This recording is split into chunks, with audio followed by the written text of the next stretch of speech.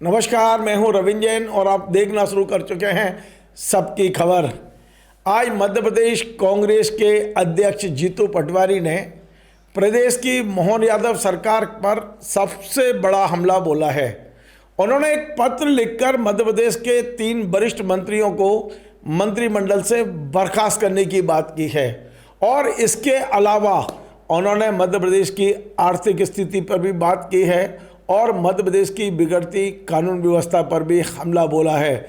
आज जीतू पटवारी ने पत्रकार वार्ता की है, उसमें बताया कि उन्होंने मुख्यमंत्री को पत्र लिखकर कहा है कि प्रदेश के 3 मंत्री कैलाश विजयवर्गीय, विजय शाह और उप मुख्यमंत्री राजेंद्र शुक्ला को मंत्रिमंडल से बर्खास्त कर दीजिए, क्योंकि इन तीनों मंत्रियों ने अपने विभाग में गलत काम किया है, विभाग इनसे संभल नहीं रहे हैं और विजय शाह ने देश की बेटी का अपमान किया है। सुनिए जीतू पटवारी ने किस तरह इन 3 मंत्रियों को मंत्रिमंडल से बर्खास्त करने के लिए सीएम को पत्र लिखा है और ये जानकारी उन्होंने मीडिया को दी है। इसके बाद मैं बताऊंगा कि उन्होंने और क्या क्या कहा है, पहले सुन लीजिए। तो 3 मंत्री हैं, विजय शाह जिन्होंने एक बहन का अपमान किया, कोर्ट ने कहा, सुप्रीम कोर्ट ने कहा कि ये मंत्री के साथ अपराधी है, तो इस अपराधी मंत्री को सदन में बैठ कैसे सकता है। सरकार ने हटाना था, मुख्यमंत्री ने निर्णय लेना था, अगर नहीं लिया तो मुख्यमंत्री की एक तरह से कमजोरी है, पर विपक्ष का दायित्व है कि ऐसा अपराधी मंत्री सदन में नहीं बैठ सकता है। राज्यपाल के अभिभाषण से पहले हमने मुख्यमंत्री जी से आग्रह किया, कल चिट्ठी लिख के, कि कैलाश विजयवर्गीय जी नगरीय प्रशासन मंत्री है, उनके विभाग की कारगुजारियों के कारण 35 लोगों की मौत हुई इंदौर में जहरीले पानी से। ये जहरीला पानी अपने आप में इतनी बड़ी घटना है कि जिस जल ही जीवन से जीवन की बात होती है, उसी जल में जहर है और उसका अगर कोई एकमात्र अपराधी है तो ये सरकार है, इसकी व्यवस्था है, ये मध्य प्रदेश के स्थानीय नगरीय प्रशासन मंत्री है, तो स्वाभाविक है उनको जिम्मेवारी लेनी चाहिए, जवाबदेही लेनी चाहिए। अगर जवाबदेही शासन नहीं लेगा, प्रशासन नहीं लेगा, सरकार नहीं लेगी, मुख्यमंत्री नहीं लेंगे, मंत्री नहीं लेगी, तो फिर कौन जवाबदेही की तो परिस्थिति खत्म हो जाएगी। कांग्रेस पार्टी ने आग्रह किया है कि कैलाश विजयवर्गीय, विजय शाह और आदरणीय रीवा के शुक्ला जी, इन तीनों के इस्तीफे होने चाहिए। इसलिए होने चाहिए कि इन्होंने अपने विभागीय व्यवस्था में एक तरह से अपराधी घोषित हुए। 26 बच्चे छिंदवाड़ा में जिस दवाई से अमृत के रूप में बच्चों का इलाज होना था, उस दवाई ने जहर मिला के बच्चों की जान ले ली, तो आखिर किसी को तो जिम्मेवार ठहराना पड़ेगा। 26 मौत वहाँ हो गई, 35 मौत वहाँ हो गई। एक व्यक्ति देशद्रोही, एक तरह से देशद्रोह किया उन्होंने, एक कर्नल के खिलाफ इस तरह के वक्तव्य, आतंकवादियों की बहन, ये छोटी बात नहीं थी और सुप्रीम कोर्ट ने अपने आप संज्ञान में लिया। उसके बाद भी अगर इस्तीफे नहीं ले सकते मोहन यादव, तो नेचुरल है, स्वाभाविक है, सबको पता लगता है कमज़ोर मुख्यमंत्री है, तो कमज़ोर मुख्यमंत्री प्रदेश नहीं चला सकता, न व्यवस्था संभाल सकता है। जीतू पटवारी ने आज ये भी कहा है कि मध्य प्रदेश की आर्थिक स्थिति बेहद कहना चाहिए कि नाजुक हो गई है। 17 विभागों में समय से तनख्वाह नहीं बट रही है, सरकार अपनी संपत्तियां बेच कर मतलब खर्चा चला रही है। 1100 करोड़ में 100 संपत्तियां बेच दी गई हैं। ये भी सुन लीजिए। आज पहला प्रदेश है हमारा देश का, आज़ादी के बाद पहली बार, आज़ादी के बाद किसी देश के किसी प्रदेश में सबसे बड़ा प्रोविज़न रखा गया है, कैसे हम ब्याज देंगे और कैसे अदायगी जो हमने कर्ज लिया उसकी अदायगी करेंगे। मतलब मोहन यादव, शिवराज सिंह चौहान, भारतीय जनता पार्टी ने मध्य प्रदेश को कंगाल कर दिया है और यही कारण है कि 1100 करोड़ रुपए में 100 संपत्तियाँ बेच दी। अभी संपत्ति जहाँ मिलती नहीं है कि वहाँ बेचने का काम चालू नहीं होता, एक विभाग बना दिया, अधिकारियों को एक टीम लगा दी कि संपत्ति बेचो, कर्ज देना है, उसका ब्याज चुकाना है, तनख्वाहें देना है।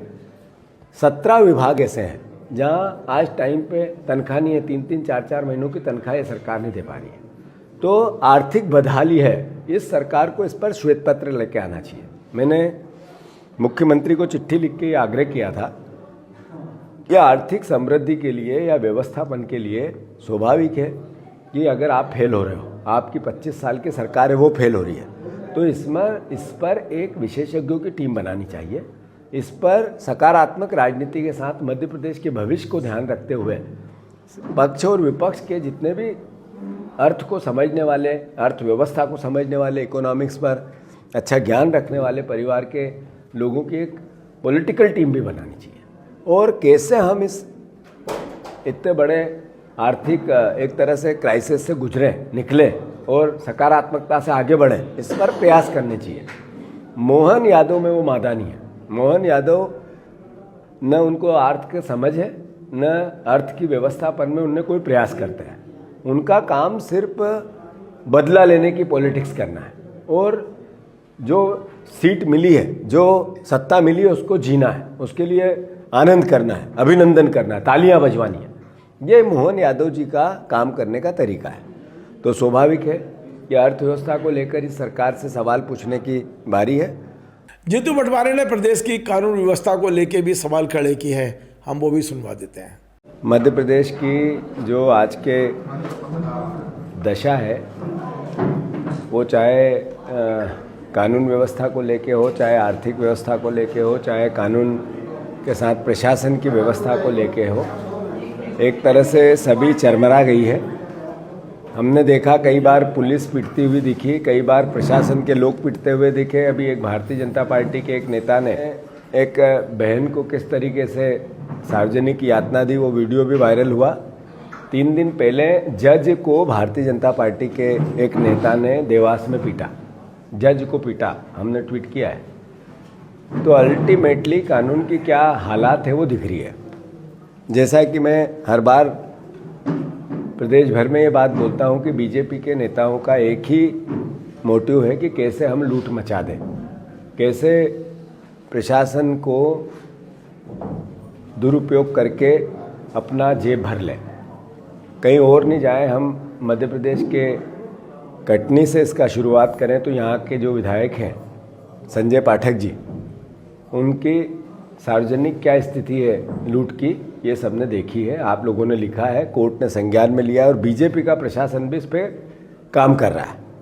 वो चाहे ईडी का मामला हो, चाहे 430 करोड़ का माइनिंग का मामला हो, चाहे सरकारी स्कीम की ज़मीन के कब्जे की बात हो, चाहे अलग अलग तरीके से जो आदिवासियों की ज़मीन पर कब्जे की बात हो।